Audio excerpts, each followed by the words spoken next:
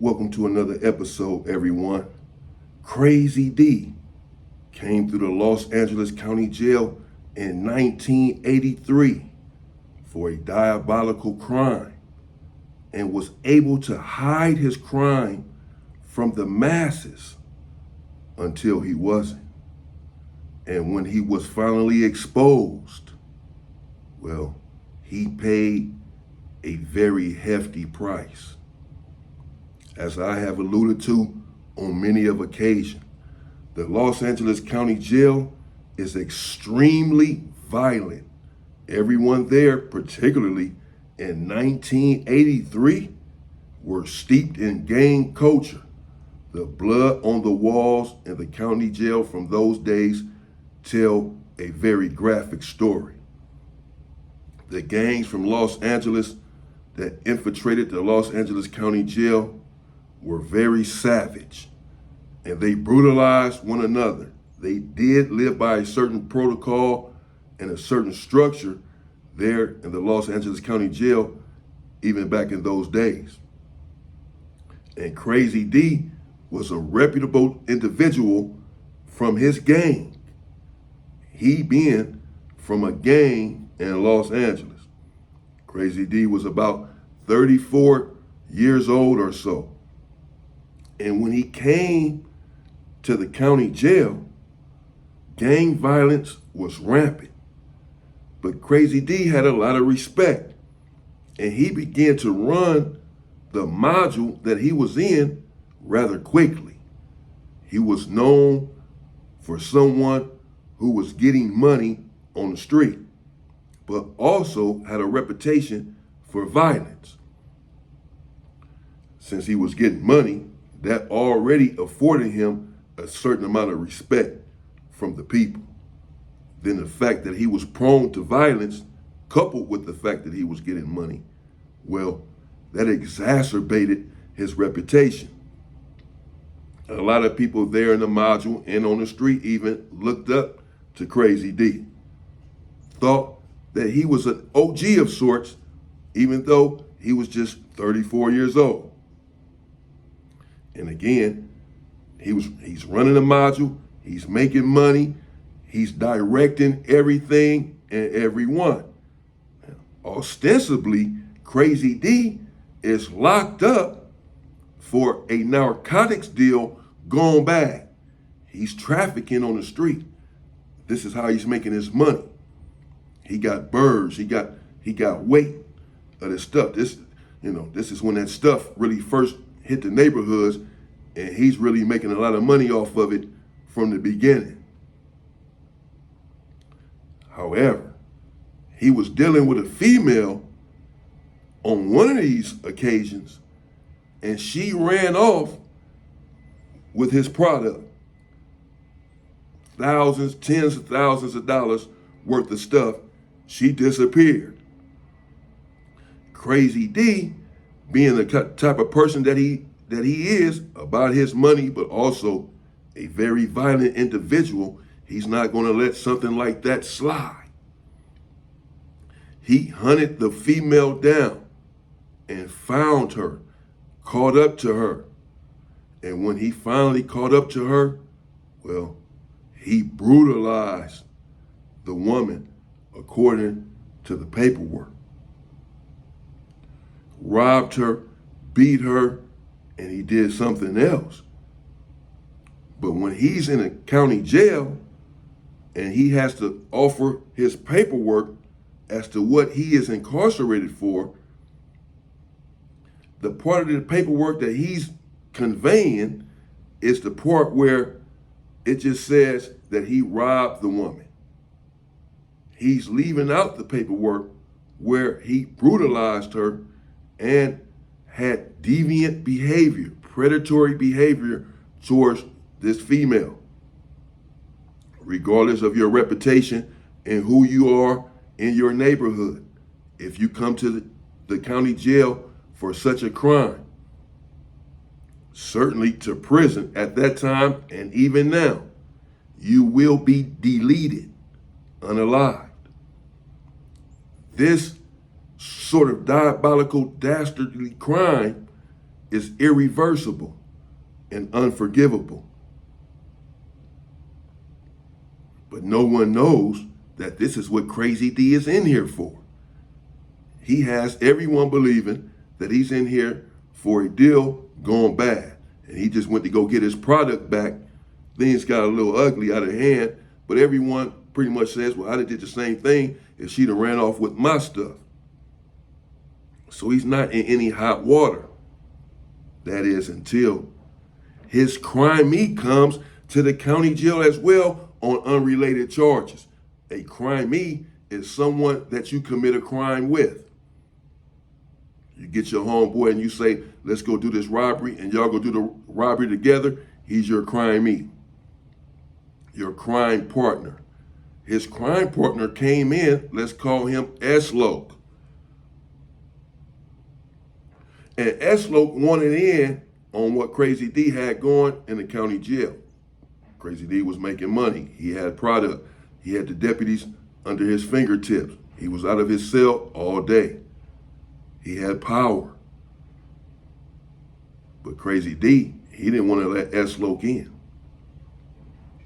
Now, S-Loke had never been arrested for this crime that Crazy D was in there on.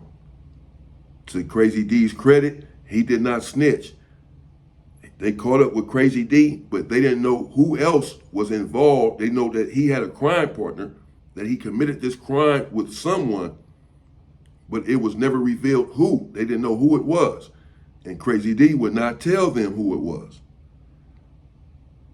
So S-Loke is in there for something totally different. He's not been arrested for this crime. But he knows what happened. Crazy D knows what happened. And people in their neighborhood also know that S-Loke was involved in the crime. However, the predatory and the deviancy related to the crime S-Loke was not involved in. In fact, the paperwork says, once it was later revealed, the paperwork, because at first, again, no one knew any of this information. Later, everyone read the paperwork, and the paperwork said that the victim said that S-Loke was trying to stop Crazy D from assaulting this woman in that way. He kept saying, man, what are you doing, man? We're not here for that, bro. Just get your stuff back, get your money back, and let's go. What the hell you doing? But Crazy D, in a rage that this woman had ran off with his money and his product, and he had to hunt her down for however long and finally caught up with her, he wants to dominate her, beat her, brutalize her, denigrate her, disparage her, humiliate her. So he won't stop. He continues to beat the woman and assault her, SA her. Well, after Crazy D would not let S-Loke in on what he had going on in the county jail, after about a month or so of S-Loke being there, S-Loke says he's going to reveal what Crazy D is really in there for. What also happened during this robbery and assault, that it was also an S assault. That's the part that Crazy D is leaving out, you guys. So he came to the blacks with this, to Crazy D's homeboys, to others, and let them know what Crazy D allegedly was in there for. However, the ire quickly turned on S-Loke. Everyone wanted to know, how come he is just now revealing this information? Oh, I've told you before that if someone is a snitch, let's say, and you know it, and you are protecting this individual for whatever reason, he may be your brother, your blood brother, your cousin, your homeboy. I brought you a video before, a situation where my young homie, his crime-me, had told on him. He knew it, obviously. He told on him, got him life. And the homies knew it as well, but could never get the paperwork because the homie is protecting his crime. Even though he told on him, this still his boy. In his mind, he had a soft place in his heart for him. So the homies tell him, man, give up the paperwork. We know that this dude told on you. You didn't snitch, but we know that he did.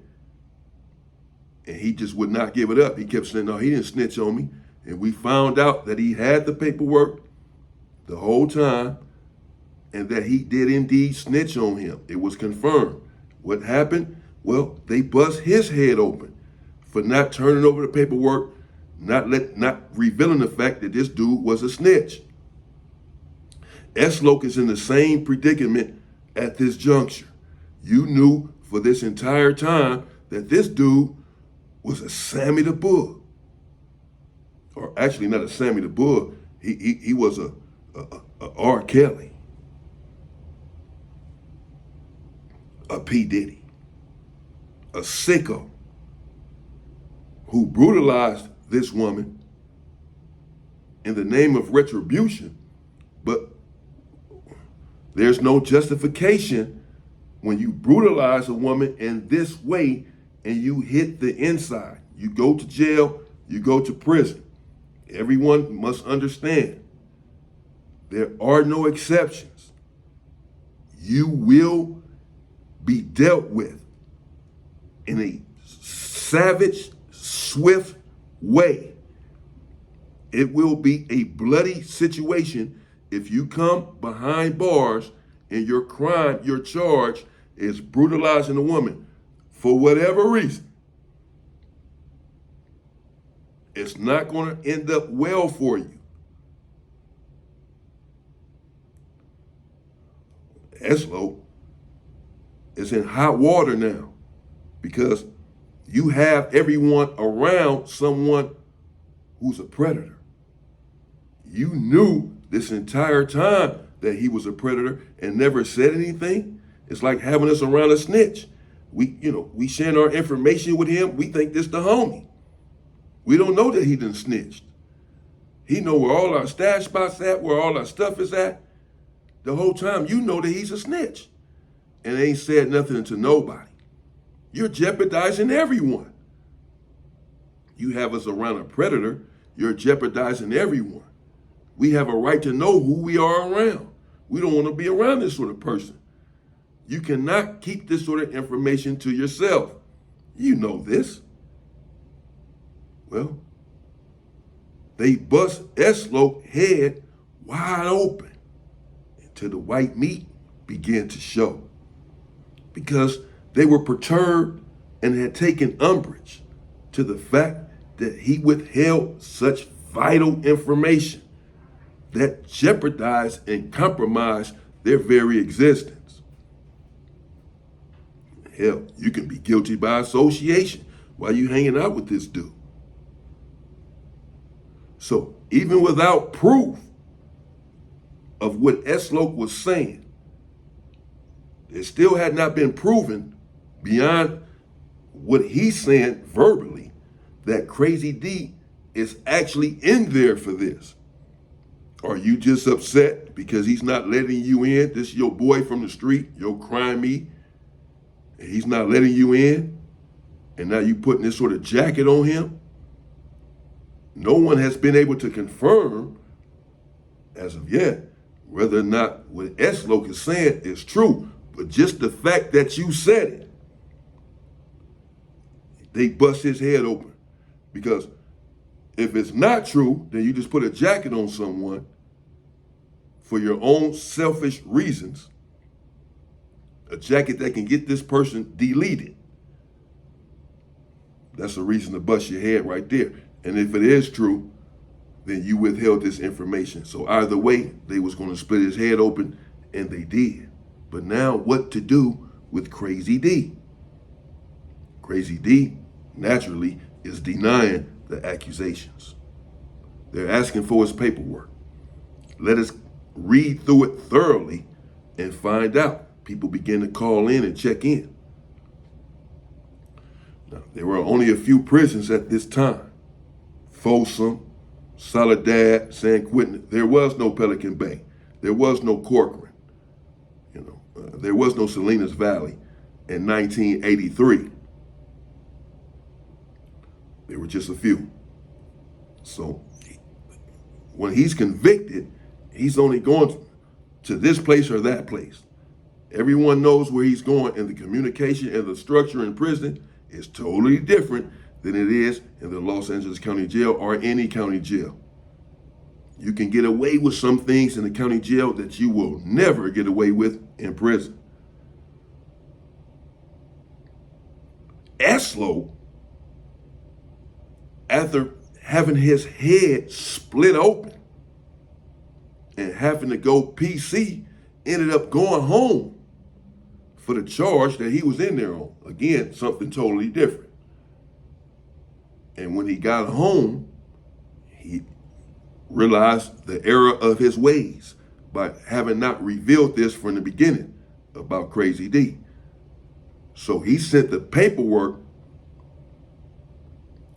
to prison before Crazy D made it there.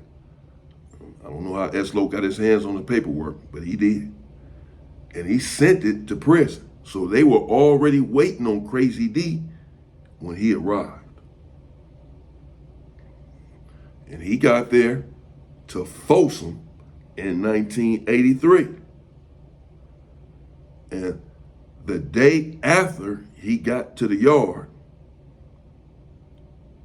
he was approached by 4 individuals who stood on ethics and business. They all had weapons as well. Anger in their hearts for him flouting a natural rule not to abuse a woman in this sort of way. And they attacked him mercilessly. He was stabbed in excess of 38 times, about the torso area, the neck, and the face area. They took him out on a stretcher, and he nearly lost his life. Somehow, he survived the attack because it was clear to the administration and to everyone who had witnessed the attack that they were indeed trying to delete him. They were not trying to send a message. They were trying to take him off the face of the earth. Somehow he was resilient, his organs were resilient, and he survived. Never to be the same again, and was never a part of his hood or any of that again. And he ended up actually passing away in prison some years later, really as a result of his injuries, because he was never the same. And from stress, the stress that the soul bears when you know that you've done something that is irreversible.